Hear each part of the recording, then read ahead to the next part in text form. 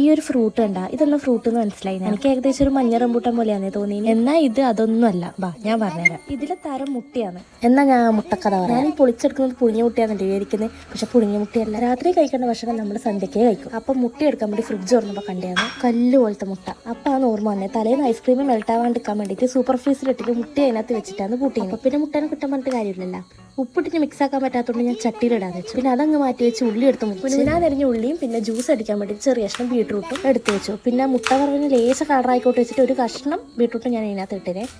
ഇങ്ങനത്തെ ഫ്രീസായ മുട്ടയിൽ നിങ്ങൾ കണ്ടിട്ടുണ്ടാവും. പക്ഷെ ഞാൻ ആദ്യമായിട്ടാണ് മുട്ട കാണുന്നത്. അതാണ് ഞാൻ നിങ്ങളോട് കൂടി ഷെയർ ചെയ്യുന്നത്. പിന്നെ ചൂടായ ചട്ടിയിലേക്ക് ഉള്ളിയും ബീട്രൂട്ടെല്ലാം ഇട്ട് വഴറ്റി കട്ടയായ മുട്ട കൂടി ഇട്ടപ്പോൾ അടിപൊളി സാധാ വറ പോലെയായി.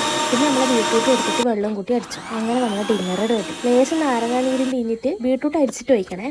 എന്നിട്ട് ലാസ്റ്റ് നമ്മളെ മുട്ട വറും വെച്ച് അടിപൊളിയായിട്ട് കഴിച്ചു. പിന്നെ നമ്മളെ ചാനൽ ആദ്യമായിട്ടാണ് കാണുന്നതെങ്കിൽ സബ്സ്ക്രൈബ് ചെയ്ത് സപ്പോർട്ട് ചെയ്യണേ.